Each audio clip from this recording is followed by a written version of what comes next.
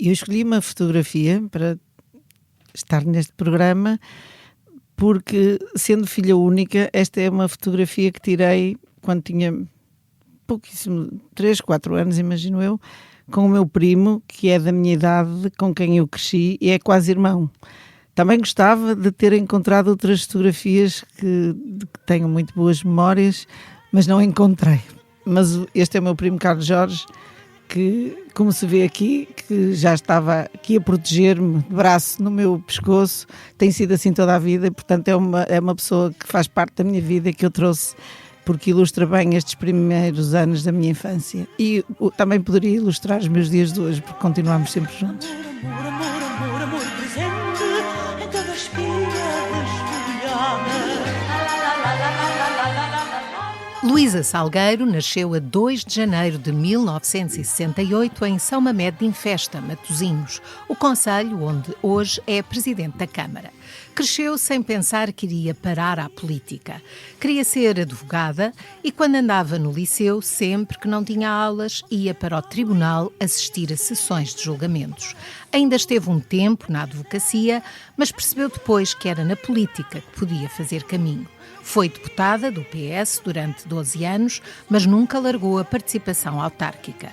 A primeira mulher presidente da Associação Nacional de Municípios teve a hipótese de se tornar recentemente deputada no Parlamento Europeu, mas optou por continuar como autarca de Matosinhos e já anunciou a sua candidatura ao 3º mandato. Nesse dia, disse publicamente: "Eu não podia estar num melhor lugar do que este." Eu sou a Conceição Lino e este é o Geração 60. Os meus entrevistados nasceram durante a ditadura e cresceram na democracia, que lhes trouxe a oportunidade de poderem sonhar com todas as possibilidades. Tornaram-se uma referência nas mais diversas áreas. Será que o mundo em que vivem hoje é o que esperavam?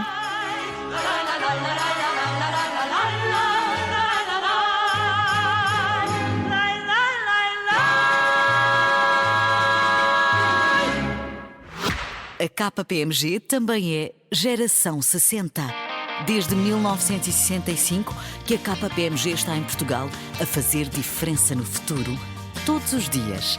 A KPMG é do tempo do giradiscos, mas também do MP3. Acompanhou a geração que brincava ao peão e ao berlinde, mas também a que utiliza a inteligência artificial no seu dia-a-dia. Nos últimos 60 anos, a KPMG cresceu, adaptou-se e fez a diferença. Mais do que uma empresa com história, é uma marca com um grande futuro pela frente, focada em inspirar o amanhã, pensando diferente hoje. Porque a KPMG sabe que fazer diferente faz a diferença para as suas pessoas e para toda a sociedade, em Portugal e no mundo, hoje e pelo menos nos próximos 60 anos. Luísa Salgueiro, seja muito bem-vinda. Obrigada. Gostava de começar pela sua infância em São Mamede de infância. Eu não estou boa. Ai, que pronto, esqueça lá. Então vou repetir tudo. Pronto. Luísa Salgueiro, muito bem-vinda. Gostava de começar pela sua infância em São Mamede de Infesta. Como é que foi crescer naquele lugar? E sobre a minha infância em São Mamede de Infesta, bem, eu sou filha única, nasci numa família, vivia com os meus pais, vivia num local onde os vizinhos acabaram por ter uma importância na minha vida, explico já a seguir, uma importância muito grande. Os meus pais trabalhavam, ambos eram operários e, como não tinha muito tempo disponível, pouco tempo depois de eu crescer fui viver para a casa dos meus avós. Em frente à casa dos meus avós havia aquilo que agora se chama uma pré-primária, uma escola, onde habitualmente não era, as crianças não iam com aquela idade. Eu com 3 anos fui para uma escola aprender a ler, a escrever, aprendi a tabuada, tudo isso, e durante a semana vivia lá com os meus avós e com a minha tia, que é uma tia solteira com quem eu estava, e os meus pais iam todos os dias à noite aos meus avós para estarmos juntos, depois vinham para casa, eu ficava, ia ao fim de semana, à sexta-feira iam-me buscar, e eu passava o fim de semana com os meus pais e com os vizinhos. Nós vivíamos numa casa que tinha atrás a casa dos senhorios, esses senhorios tinham 2 filhas e um filho que também tomavam conta de mim, e depois acabei por vir de casa dos meus avós novamente para a casa dos meus pais, porque os vizinhos quase que me adotaram e disseram, ela pode vir, que fica connosco, embora eu ficasse em minha casa, mas muito presente na casa deles. Os Então, meus mas pais... isso fazia com que se sentisse no meio de muita gente que a acarinhava, ou tinha pena de não estar com os seus pais? Quando era mais... Eu vim para a casa dos meus pais quando tinha 6 anos e meio, portanto era muito pequena mesmo. Claro que eu à noite, quando os meus pais vinham embora de casa dos meus avós, eu ficava com pena porque queria vir com os meus pais. Mas também gostava muito da minha tia, portanto não era doloroso para mim. Mas passava os fins de semana com muita gente, em casa dos meus vizinhos, e gostava de ir embora. Daí que eles tenham decidido que ficavam responsáveis por mim e que eu podia ficar em casa. Embora eu tenha tido sempre necessidade de ser muito independente, porque os meus pais trabalhavam muitas horas, e quando eu acordava os meus pais não estavam em casa. Eles eram operários onde? O meu pai era operário, eram ambos na área têxtil, mas o meu pai pouco tempo depois ficou proprietário da empresa, tornou-se empresário, e tinha os negócios, estava ligado aos negócios, sempre muito ocupado com os negócios. A minha mãe depois deixou de trabalhar, mas eu já era mais crescida. Mas quando era pequenina, eles trabalhavam ambos por conta de outra e, portanto, tinha uma vida muito preenchida, com horários fixos. A minha mãe começava a trabalhar muito cedo e quando eu acordava de manhã já estava sozinha. Era eu que tratava... Minha mãe deixava um pequeno almoço preparado e eu ia para a casa dos meus vizinhos, era lá que fazia as refeições todas. E eu fui para a escola primária, logo para a 2ª classe, porque quando cheguei à 1ª classe, que era assim que se chamava, a professora chamou os meus pais e disse que eu não podia estar lá porque tudo que ela estava a ensinar eu já sabia, porque tinha aprendido Natal, o que seria atualmente uma pré-primária. Eu passei para a 2ª classe e fui para a escola ao pé da casa dos meus pais, lá em São Mamede em Festa. A casa dos meus pais era nascente e do outro lado da Via Norte, que é uma autoestrada que atravessa o concelho, quase a autoestrada, era a escola. E o que eu me recordo é que todos os meus vizinhos da minha idade, tínhamos 7 anos, 6 anos e pouco, os pais iam com eles à estrada ajudá-los a atravessar a estrada, porque a estrada era muito perigosa.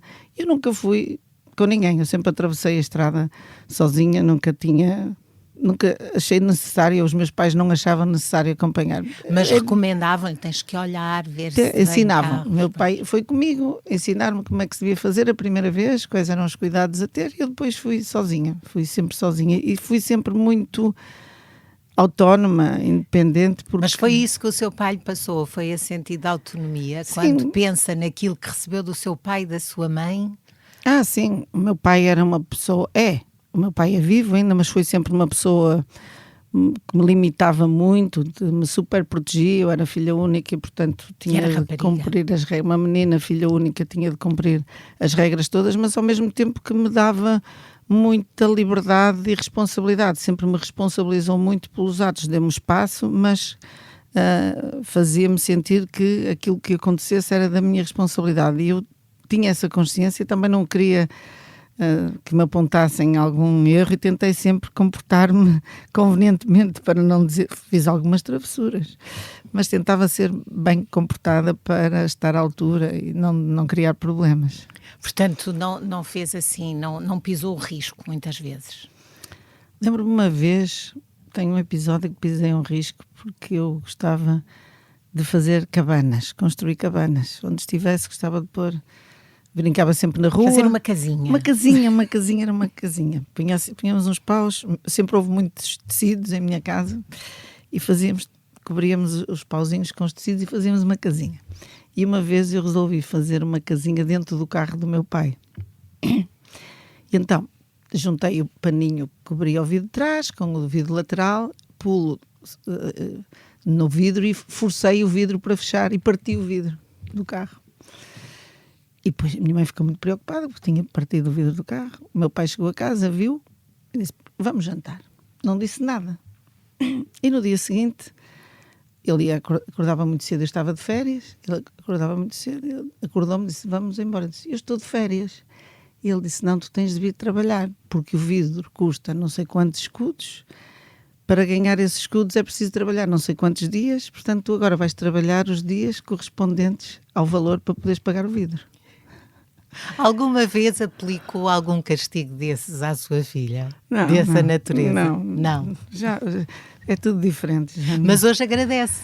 Sim, na altura fiquei muito triste porque o meu pai me tinha obrigado a ir trabalhar para a fábrica, que era a fábrica dele, ele era o dono da fábrica, e estar lá com as empregadas a fazer exatamente as mesmas funções que as empregadas, que ele dizia que eu tinha a fazer tudo exatamente como elas, sem nenhum tratamento especial, e almoçar no local onde elas almoçavam, fazer. Quando chegou a determinado dia, já não precisas de vir mais trabalhar, porque Já pagaste o valor do vidro. E eu aprendi quanto é que custava pagar um vidro. Depois foi, pelos vistos, a sua adolescência decorreu com alguma normalidade e liberdade. A sua mãe também era bastante fácil nesse sentido de lhe dar espaço ou controlava mais? Não, a minha mãe, há sempre aquele equilíbrio. Quando o pai é muito rigoroso, acho que a mãe protege mais. E a minha mãe era a que me protegia mais. Às vezes, se eu quisesse fazer alguma coisa que o meu pai não apoiasse, a minha mãe era sempre minha cúmplice. Tinham segredinhos as Tínhamos duas. segredinhos, coisas que eu queria fazer e que às vezes era preciso, mas nada assim de especial, não me recordo nada assim de grave. Sim, a minha mãe era mais alinhada comigo, é natural, era a minha, confessava-me com ela, era ela que contava aquelas histórias da adolescência que o meu pai não tinha, meu pai era mais austero, não tinha tanta proximidade, mas sim, éramos só três, mas havia uma coisa que eu nunca quis ter irmãos. Quando me perguntavam se eu queria ter irmãos, eu não gostava, eu não quero ter irmãos, só quero ser sozinha. Mas era mimadinha? Muito. E também quando cresci, quis ter a minha vida, disse sempre que só queria ter um filho. Só quis ser filha única e ter um filho. Só tenho uma filha, por opção, porque acho que é difícil explicar para as outras pessoas, mas é dividir, para mim o conceito de dividir o amor dos meus pais com um irmão era difícil, como era difícil dividir o meu amor pela minha filha com outros. E eu sei que para as outras pessoas isto não faz sentido, e para mim agora também não faz, mas houve o tempo em que fez. E que era o tempo de tomar essas decisão. decisões. Depois, nessa altura, o que é que achava que ia ser o seu futuro na adolescência? Achava que ia ter uma vida muito diferente da dos seus pais? Eu quando entrei para o que agora é o 5º ano do ensino básico, na altura era o ciclo preparatório, eu tinha 9 anos, porque como fiz 2 anos no mesmo, fui com 9 anos. E quando me perguntavam o que é que queres ser quando fores grande, eu dizia eu quero ser advogada. Só quis ser outra coisa antes, que era cabeleireira. Quando era mais pequena queria ser cabeleireira. Eu era muito Maria Rapaz. Parecia um rapaz, tinha feições de rapaz. As pessoas na rua confundiam-me com um rapaz. Era muita rapazada, brincava na rua, só coisas de rapazes. Jogava bola. Que isso agora hoje já se diz isso de maneira diferente, que já não há coisas de rapazes. Não, mas coisas eu era de assim, raparigas. parecia. Tinha feições de rapaz e brincadeiras que Fazia na altura... muito que os rapazes faziam. Na época era, altura. agora não é assim, mas na época as meninas brincavam de uma forma e os rapazes são conceitos diferentes dos atuais. Mas eu só brincava os jogos que eram à época próprios dos rapazes. Jogava futebol, andava com um arco, não sei se aqui se diz assim, no norte nós sabemos que é um arco e uma gancheta, que é um arco do pneu para A rolar. correr, a rolar, era jogar ao peão. Eram essas as minhas brincadeiras. Tu e advogada porquê? De onde é que isso veio? Não sei bem, não consigo explicar-me. Sei que desde muito cedo queria ser advogada, queria ser advogada e durante muitos anos queria ser advogada de penal, fazer direito criminal, aqueles casos mediáticos de assassinatos, crimes, gostava. E fui para a faculdade, nunca hesitei, fui para a faculdade que quis, entrei quando quis e eu fui para a Universidade Católica porque queria estudar Direito e queria estar em casa. E na altura não havia universidade pública no Porto, só havia a Universidade Livre e a Universidade Católica. E eu não tinha dúvidas que queria ir para a Católica. Fui para o ano 0 da Universidade Católica, portanto não fiz o 12º ano, cheguei ao 11º, candidatei-me à Católica e entrei logo. Depois... Foi a primeira licenciada da sua família? Sim, fui a primeira licenciada da minha família. Fui a primeira licenciada da minha família. Quando cheguei ao fim do ano 0, era possível, o ano 0 equivalia na pública ao primeiro ano. E eu tinha o desejo também de ir para Coimbra. Se pudesse ir para Coimbra. Universidade de Coimbra, para Direito, era símbolo da excelência, era mais conceituado, e eu candidatei-me a Coimbra, sem grande esperança, candidatei-me, porque pensava, não vou conseguir, e se conseguir o meu pai também, os meus pais não me deixam ir para Coimbra. Candidatei-me e fui aceite. E depois cheguei a casa e disse, olha, eu entrei em Coimbra, e se for para Coimbra, passo já para o 2º ano. Então os meus pais disseram, então temos que ir escolher a casa em Coimbra, para tu ires. E eu fiquei surpreendida porque não contava com aquela resposta e eu decidi que não queria ir. Afinal, fui eu que não quis ir e continuei na Católica do Porto. Gostava que fôssemos agora para a sua entrada no mundo da política. Foi uma coisa que aconteceu por acaso? Foi. Nunca fiz nenhum plano para... O meu objetivo era ser advogada e fazer muito direito penal ou criminal. E quando acabei o curso fui estagiar, fiz muito direito penal no âmbito dos apoios oficiosos, quando as pessoas não têm condições financeiras para suportar o custo com o advogado, o Estado nomeia um advogado oficioso. Eu ofereci-me no tribunal para fazer oficiosas, fiz muitas oficiosas, todas de direito penal, e cheguei ao fim do estágio e disse, eu não quero mais fazer direito penal, porque era tudo relacionado com tráfico de droga e consumos de droga e receptação, e eu não gostei, desiludi-me com o direito penal e passei a optar por direito administrativo, porque o meu patrono era especialista em direito administrativo e eu quis muito administrativo, fui-me especializar em direito do ambiente, fiz essa especialização e estava a exercer a advocacia, fiquei a trabalhar no escritório do meu patrono, que me convidou, tudo conforme eu tinha pensado e desejado para a minha carreira profissional. E uma vez, o meu pai pertencia a um clube de futebol lá de Samamed, e a Câmara Municipal constituiu, em 93, o primeiro Conselho Consultivo da Juventude. O Presidente da Câmara, que era o Presidente Narciso Miranda, decidiu criar um Conselho de Jovens para aconselhar a política do município. E meu pai sugeriu que eu fosse representar o clube lá para o Conselho de Jovens e eu fui. E quando estava nas reuniões, éramos muitos jovens, e havia propostas que eram apresentadas pela Câmara e eu, em quase ou em todas as reuniões, pedia sempre a palavra. Intervinha, sempre tive opinião e quase sempre era contrária às propostas do Presidente e da equipa da Câmara. Eles propunham qualquer coisa e eu dizia, eu não concordo. Não concordo. Estive 4 anos nesse Conselho da Juventude, mas era uma coisa voluntária, casual, nada de vínculos, só de opinião e de acompanhamento às políticas de juventude.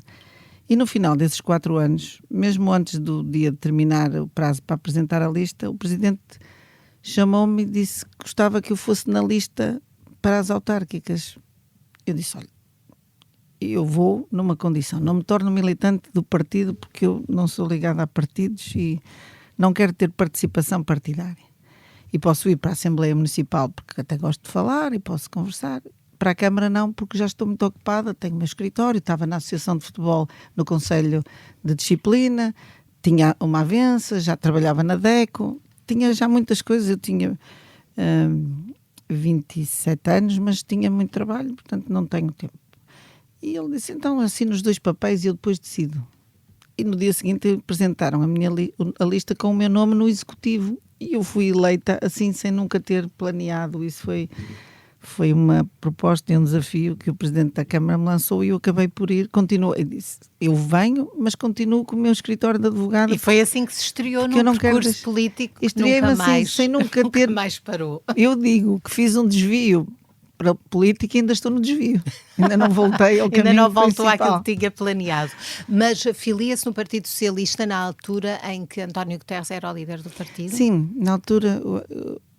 O Partido Socialista já tinha tido, com as eleições autárquicas, já tinha tido um resultado menos favorável, havia a vontade de renovar o partido com jovens quadros, foram feitos convites para pessoas próximas do Partido Socialista entrarem, ele convidou-me para aderir ao Partido Socialista nessa altura, então eu já era vereadora de uma Câmara Socialista, revia-me nos valores, no trabalho, nas causas e aderi normalmente. Já me senti perfeitamente enquadrada. Nessa altura já fez sentido para si? Fez. Antes não, mas aí já fazia, aderia com entusiasmo. A propósito de António Guterres, acha que o país e os portugueses dão o devido valor ou importância ao cargo que António Guterres tem nas Nações Unidas? Não, parece que foi fácil e parece que é um cargo equiparável a outros e não é. É único, é de uma distinção, é de uma importância à escala global que o país parece passar ao lado dessa relevância, pelo menos parte do país. Isso leva-nos para outras reflexões sobre o que é valorizado e o que não é valorizado, mas sem dúvida que é o nível de importância, de influência à escala global que Portugal nunca tinha tido, que conseguiu graças a uma figura ímpar, a uma humanista como é o António Guterres, que está na gestão das Nações Unidas num tempo absolutamente crítico e que consegue levar essa perspectiva centrada na pessoa com que gera as Nações Unidas num período extremamente difícil dos destinos coletivos. Já vamos aos destinos coletivos. Queria que me falasse agora do facto de ser a primeira mulher na presidência da Associação Nacional dos Municípios Portugueses. Que importância é que isso teve para si? De repente ser a primeira mulher, ou não teve assim tanta? O mais importante para mim é ser Presidente da Câmara Municipal de Matosinhos. Não fiz grandes planos para chegar ao lugar, mas tendo lá chegado, e que é a minha cadeira de sonho, é lá que eu sou feliz. E quando fui reeleita pela segunda vez, depois de ter passado um período tão difícil no primeiro mandato, que foi o da pandemia, e tive um resultado muito bom, superior ao que eu tinha até esperado, estava muito feliz por estar no segundo mandato, que é aquele em que mais se executa o trabalho que planeamos. É um mandato por excelência e eu estava felicíssima por ter chegado a esse momento. E fui desafiada para ser Presidente da Associação Nacional de Municípios e a minha primeira reação foi que não devia aceitar porque só queria focar-me no trabalho de Matosinhos, que é imenso e muito desafiante. Mas quando percebi que, por um lado, que poderia gerar consenso de vários partidos, porque isso foi-me transmitido não só pelo meu partido, mas por outros, mas sobretudo quem me convidou foi o António Costa, pessoa por quem eu tenho um imenso respeito e admiração, e percebi que se eu dissesse que não, mais uma vez havia a oportunidade de uma mulher liderar e dizer que não. E, na minha perspectiva, uma grande causa, uma grande justificação para a falta de mulheres nos lugares de liderança é que quando nós somos confrontadas com a possibilidade de ocupar o cargo, passamos a vez, deixamos que seja outro a ocupar. E a minha reflexão foi de que eu não me perdoaria se tivesse tido a possibilidade, ou tendo a possibilidade de pela primeira vez uma mulher assumir esse cargo, mais uma vez eu dizer não, passa ao outro. Passo e vem outro. Ao outro homem. E portanto isso pensei para comigo, não me permito, não posso fazer isto, tenho de aceitar, trazer pessoas, fazer uma equipa que me ajude, mas eu vou assumir porque não é só por mim. O que é que as pessoas, muitas delas, podem desconhecer do que se faz nos municípios portugueses ou do que é o trabalho, até o seu trabalho na associação e como é que se organizam municípios ou interesses que são partidariamente diferentes, mas que deveriam todos confluir para o bem comum? E confluem. Apesar de nós termos, desde logo no Conselho Diretivo da Associação, presidentes de Câmara, presidentes da Assembleia Municipal, portanto, autarcas do PS, do PSD, do PCP, do CDS, de movimentos independentes, são raríssimos. Eu diria que se conta mesmo pelos dedos da mão os casos em que nós não votamos por unanimidade. É claro que à partida nem sempre temos a mesma perspectiva e é ali que nos cabe aproximarmos posições, a ver de que forma é que podemos avançar juntando o apoio de todos e temos-lo feito. É uma associação absolutamente decisiva para a valorização do poder local, para o reforço do trabalho dos municípios e, por via do trabalho dos municípios, para o apoio às populações. E, sobretudo, deve ser valorizado na medida em que, em Portugal, dos 308 municípios, há realidades completamente díspares e, normalmente, a atenção está em torno dos grandes municípios, sobretudo dos municípios das duas grandes áreas metropolitanas, de Lisboa e Porto. É aí que se gera mais atenção e que se discute muitas vezes as políticas locais. E depois há os esquecidos. E há todos os outros. E há uma realidade muito diferente entre estes municípios e outros. Há municípios em Portugal que dependem de transferências do Orçamento de Estado para fazerem face às suas despesas correntes, para poderem pagar os salários, os encargos com consumos, as despesas obrigatórias de manutenção de espaços públicos, e não tem margem, pouco para outro tipo de iniciativas. Não sobra. Não têm. Não sobra. E as discussões muitas vezes são em torno daqueles que têm uma voz que se faz ouvir mais e perde-se a atenção do mais importante, que é gerar a verdadeira coesão territorial. Mas como é que isso pode funcionar se assistimos muitas vezes às queixas dos municípios quando há um partido que está no governo e os municípios são de outra cor política, que se queixam de que a atenção daquele governo não é para eles porque são de outro partido? Conceição, mas esse isso não é verdade? Não tem adesão à realidade. As regras que estão aprovadas visam exatamente eliminar essa discricionariedade política ou partidária. Um dos grandes objetivos da associação é criar rácios objetivos, mensuráveis, para garantir um tratamento equitativo. Isso para os foi cidadãos, sempre assim. Todos. Mas recentemente, com o processo da descentralização de competências, isso tornou-se mais do que nunca uma realidade. Vou-lhe dar um exemplo.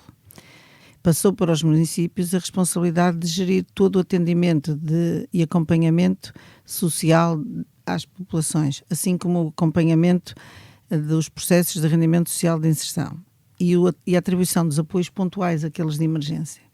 Quando fizemos a avaliação do estado do país, verificamos que havia municípios em que um técnico ou uma técnica acompanhava mais de 1000 processos, e noutros um técnico acompanhava 30 processos. Portanto, são realidades aparentemente ou formalmente iguais, mas na realidade muito dispares. E a propósito do processo de descentralização de competências, criaram-se regras que dizem: em nenhum município do país um técnico acompanhará mais que 200 processos. Portanto, tanto faz ser um município pequeno como um município grande. O acompanhamento às pessoas e a proximidade será a mesma. Assim como no processo de descentralização de competências na área da educação, o valor das refeições é o mesmo para todas as escolas. O número de alunos que justificam a atribuição de um funcionário a tempo inteiro é o mesmo em todo o país. São critérios objetivos, rácios, escrutináveis para reduzir essa discricionariedade, para que a gestão, a relação do poder central com o poder local não dependa tanto de ciclos políticos ou partidários, mas que garanta essa estabilidade, permitindo que os autarcas, sejam quem forem, possam também ter a máxima previsibilidade e segurança na gestão dos seus recursos. E a qualidade dos autarcas, que também levanta por vezes dúvidas às pessoas, a forma como gerem os dinheiros, sobre as decisões que tomam, a ideia de que muitos autarcas fazem obras que se calhar não são aquelas que as populações mais ambicionam. Temos imensos pavilhões gimnodesportivos em todo o lado que se calhar estão às moscas. Temos o país das rotundas. Isso já não é assim. Ainda é assim. A propósito da qualidade dos autarcas, queria salientar a preocupação relativamente à qualidade dos futuros autarcas. Quem estará disponível para ser autarca? Porque os vencimentos dos políticos em geral e dos autarcas não são compatíveis com a exigência das suas funções. No meu caso, eu giro um orçamento municipal de 250 milhões de euros. Tenho uma estrutura de 2.500 funcionários. Compare com qualquer administrador de uma empresa privada que tenha uma estrutura destas. Compare o vencimento de um autarca com o vencimento do mercado, como é absolutamente dispar uma realidade de outra. E, sobretudo, a carga que existe atualmente de escrutínio exagerado e de notícias que se perseguem os autarcas, e eu não digo que não deva haver escrutínio e que não deva haver informação, mas há um escrutínio e um mediatismo em torno da ação dos autarcas versus a remuneração dos autarcas não é só dos autarcas, dos políticos em geral, que afastará os mais qualificados destas funções. Nós sentimos hoje, em breve vamos ter eleições autárquicas e vamos formar listas, vamos convidar vereadores, presidentes de junta. Sabe qual é a realidade? É que os melhores não estão disponíveis para vir. E os jovens? Porque os jovens ainda menos. Os jovens não querem porque não é aliciante, não é atrativo. A maior probabilidade é não têm vida própria. Hoje em dia é mais difícil a disponibilidade a tempo inteiro, 7 dias por semana, a tempo inteiro, e as condições remuneratórias e de condições de trabalho não são minimamente atrativas. Portanto, é claro que nós podemos discutir o que aconteceu nos últimos anos, a infraestruturação que foi feita do país, a inexistência de políticas supramunicipais, cada município a fazer os seus equipamentos sem ter em consideração o que estava lá. Foi um tempo próprio do pós-25 de Abril, em que foram os municípios que infraestruturaram o país. Não fora essa política de construção de equipamentos desportivos, culturais, e o país não tinha a rede que tem atualmente. Foram os municípios que se substituíram ao Estado Central e infraestruturaram o país, primeiro com a água, luz, saneamento e depois com equipamentos culturais, desportivos, recreativos. É à conta do poder local que o país está na situação de rede de equipamentos que existe atualmente. O Estado Central nunca investiu nisso. E apontar o caso de algum município mais conhecido pelas rotundas ou de outro é desvalorizar um trabalho de fundo que garantiu qualidade às pessoas. As escolas que existem no país, maioritariamente, são da responsabilidade dos municípios. Foram os municípios, independentemente de terem ou não competências para o fazer, que equiparam os seus territórios. Os centros de saúde, não havia competências dos municípios, mas foram os municípios que cederam terrenos para as esquadras, para os teatros, para tudo. E, portanto, indicar aqueles casos que porventura não tenham sido tão felizes é, na minha perspectiva, avaliar erradamente um trabalho absolutamente decisivo para o país, para o melhor que temos hoje no país, que advém do trabalho dos autarcas. Muitos deles sem preparação, muitos deles sem terem formação em nenhuma área, geriram os orçamentos, geriram os recursos humanos, geriram tudo o que estava disponível com equipas muito pouco qualificadas à época e conseguiram fazer. Portanto, eu presto homenagem às várias gerações de autarcas que estiveram ao leme dos municípios, das juntas de freguesia, autarcas de juntas de freguesia, que fizeram trabalhos excepcionais ao serviço das pessoas. Sem estes autarcas, alguns sem vencimento atribuído, e não se diz isto, alguns pro bono, estiveram nas juntas de freguesia diariamente a tratar primeiro dos cemitérios, dos fontanários, dos lavadores, tudo isso foi à conta dos autarcas. Agora estamos numa outra época, estamos a construir as cidades inteligentes, a fazer novos planos de mobilidade, a garantir transporte gratuito para todos, a desenvolver uma nova era de requalificação das escolas, de todas as escolas do país, novos equipamentos muito necessários de apoio à terceira idade, a rede de cuidados continuados, é à conta dos municípios. Os equipamentos de apoio à terceira idade são realizados pelos municípios e esta é uma realidade que o país deve ter em consideração. E neste tempo em que se fala dos autarcas sempre ligados ao tema da corrupção, parece que nos municípios as pessoas se dedicam a negócios menos claros. É o pior que pode acontecer, não é para os autarcas, é para a democracia e sobretudo para as próximas gerações. É preciso que haja jovens disponíveis, interessados, com vontade de participarem na vida coletiva, de começarem por gerir até o espaço mais pequeno, a sua junta de freguesia, a sua Câmara Municipal, para prepararmos políticos para o futuro. Na política têm de estar os melhores, porque queira-se ou não, é pelas decisões dos políticos que se conforma depois a vida das pessoas. Na Assembleia da República que se fazem as leis que depois gerem o nosso país. Precisamos dos melhores e não podemos alimentar esta mensagem de que os políticos vêm todos das escolas e das juventudes partidárias e que só fazem carreira. Já não é assim. Se foi, já não é assim. Não há grandes condições remuneratórias, não há grandes condições de trabalho. Há uma permanente avaliação da população em geral, hoje das redes sociais, onde somos permanentemente expostos, nós, a nossa família, os nossos entes queridos, e é preciso ter grande capacidade de resistência para aguentar isto. Porquê quer seguir um terceiro mandato à frente da Câmara de Matosinhos? Porque tenho um trabalho a ser realizado que tive como perspectiva fazê-lo durante 12 anos e é o sítio onde eu sou mais feliz.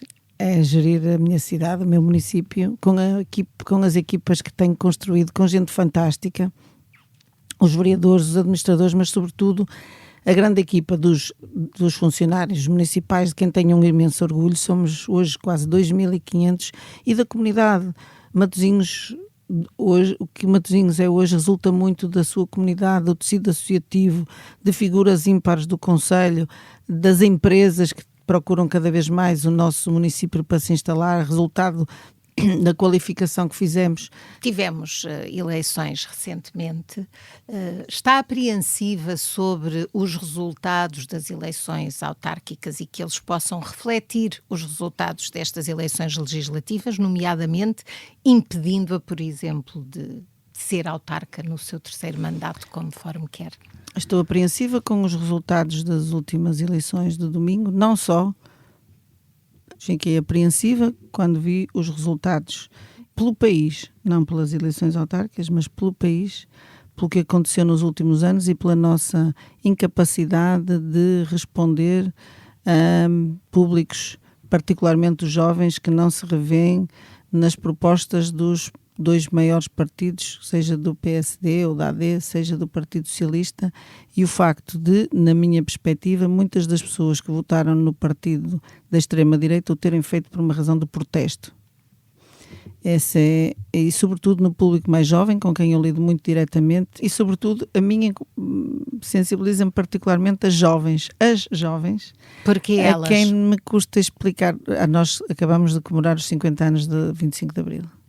E eu fui a muitas escolas e quando dizia que só depois do 25 de Abril é que as mulheres tiveram alguns direitos, que era impossível, que não tinham direito a votar, ou que não tinham direito a ter uma conta em nome próprio, ou que não podiam sair do país sem autorização dos maridos, ou que não podiam casar com quem escolhesse, com quem quisessem, porque o marido tinha de ter um salário compatível com os delas. E eu tinha a sensação que elas me estavam a ouvir e pensavam que não era verdade, que eu estava a falar de alguma coisa que não tinha acontecido cá, que era uma coisa muito distante. E que não era plausível que isso voltasse a acontecer. Portanto, mas por isso é que eu lhe pergunto o que é que aconteceu nas casas das pessoas que beneficiaram da democracia, na casa das famílias que não foram capazes de lhes dizer como é que era a vida dos pais e dos avós. Nós dizemos isso, mas isso é um discurso e a realidade não é essa. A realidade foi de quem lhes quis proporcionar o melhor e agora de facto há desafios muito complicados. Há desafios muito diferentes e também não podemos dizer que a culpa é de jovens que não têm muitas vezes perspectiva de ter um emprego na área que pretendem, ou que se tiverem um emprego, o dinheiro, o vencimento que vão ter vai ser para pagar uma renda da casa e que não têm alternativa. Muitos deles que olham para o estrangeiro como uma tentação face aos rendimentos que podem lá oferir. Não concordo que seja uma responsabilidade dos jovens, como diz, é uma responsabilidade de todos, sobretudo porque o Estado Social tem funcionado, a escola pública que nós tanto defendemos é uma garantia.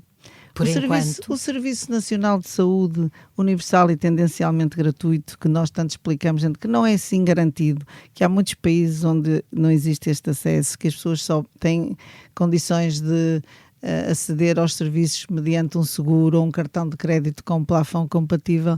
Os jovens ouvem-nos, mas isto não tem adesão à sua realidade e, portanto, também temos de ouvir os jovens e perceber porque é que eles, nesta altura, se revêem nestas propostas contra a imigração. Há muitas zonas do país em que a imigração tem uma expressão maior. Sente essa preocupação por parte dos autarcas? Claro, sinto. Nós não somos alheios ao que se passa no resto do país. Quais são as preocupações, as maiores preocupações dos autarcas em relação à imigração? As principais preocupações dos autarcas neste momento, de um modo geral, sendo que o país é muito diverso, são as políticas de habitação.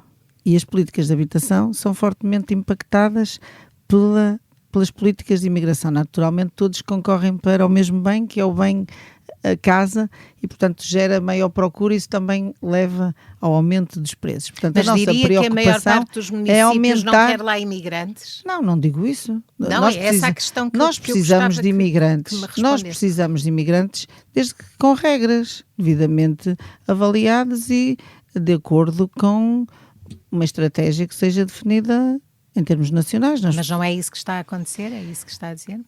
Eu não tenho dados em termos de política nacional, dos números, do que tem acontecido, do que tem entrado. Sei que neste momento que estamos a reavaliar a situação. Houve um tempo em que foi necessário mão de obra massiva em Portugal. Em tempos de execução do Plano de Recuperação e Resiliência, o PRR, Portugal tem recursos únicos do ponto de vista financeiro e condições para realizar esse investimento. E nós, que somos entidades adjudicantes e abrimos os concursos, ficamos muitas vezes, eu fiquei esta semana com 2 concursos desertos. Nenhuma empresa de construção concorreu às nossas propostas. Muitas delas dizem porque não tem pessoal, não há pessoal para realizar. Portanto, então, o país o que diria precisa é que os de mão de imigrantes obra. não estão a roubar os trabalhos aos diria que é preciso aos que já cá estavam. Nós temos é de adaptar a oferta à procura. Temos de saber do que o país precisa e do que está disponível para que, a propósito destas políticas, possamos promover um melhor desenvolvimento do país, sem tabus. E a propósito dos resultados das eleições, de que líder é que o PS precisa? Está preocupada com o esvaziamento do seu partido? O meu partido não está esvaziado. O meu partido teve um mau resultado eleitoral, como já teve noutras alturas, e recuperou. Tem de recuperar, fazer uma reflexão.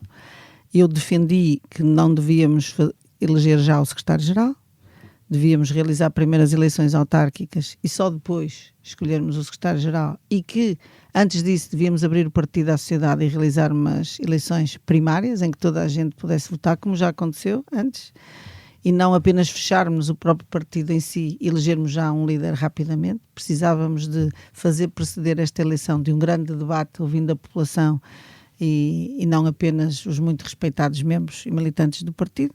Não foi essa a posição dominante. A maioria entendeu que era razoável e aconselhável elegermos já um secretário-geral. Penso que até o momento só há um candidato a secretário-geral, que é o meu colega e camarada José Luís Carneiro. Portanto, temos de nos focar em torno desta eleição, resolvê-la rapidamente, agora já no próximo mês de junho, e, sobretudo, trabalharmos afincadamente no processo das eleições autárquicas, em primeiro lugar pelas pessoas que servimos, pelas nossas comunidades. O Partido Socialista é neste momento o maior partido autárquico em Portugal, é o partido com mais câmaras.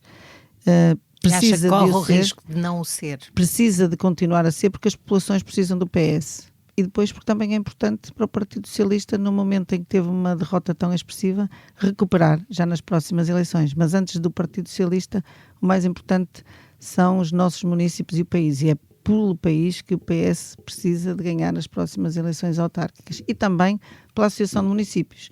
Porque é importante, independentemente de quem seja, e não estou a dizer que queira ou que deva ser eu, que seja liderado por um partido com estas preocupações para assim estimular o trabalho da associação. Gostava que nos desse uma nota de otimismo perante tantos desafios que temos pela frente. Não podia dar outra. Eu não podia dar outra nota que não fosse de otimismo, porque é sempre o meu registro. Porque é uma otimista. O meu registro é sempre de otimismo e de uma perspectiva positiva perante os problemas. Tirando os problemas de saúde que nós não podemos resolver,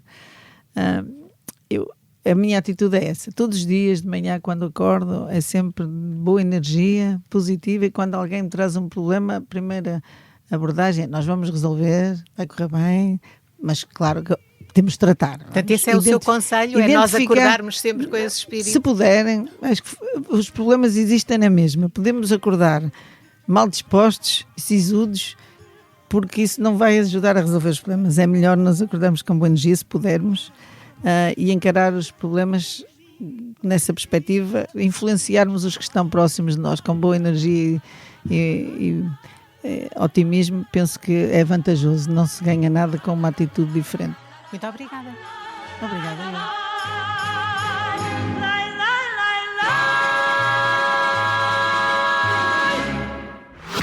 A KPMG também é Geração 60. Desde 1965 que a KPMG está em Portugal a fazer diferença no futuro, todos os dias. A KPMG é do tempo dos giradiscos, mas também do MP3. Acompanhou a geração que brincava ao peão e ao berlinde, mas também a que utiliza a inteligência artificial no seu dia-a-dia. Nos últimos 60 anos, a KPMG cresceu, adaptou-se e fez a diferença. Mais do que uma empresa com história, é uma marca com um grande futuro pela frente, focada em inspirar o amanhã, pensando diferente hoje.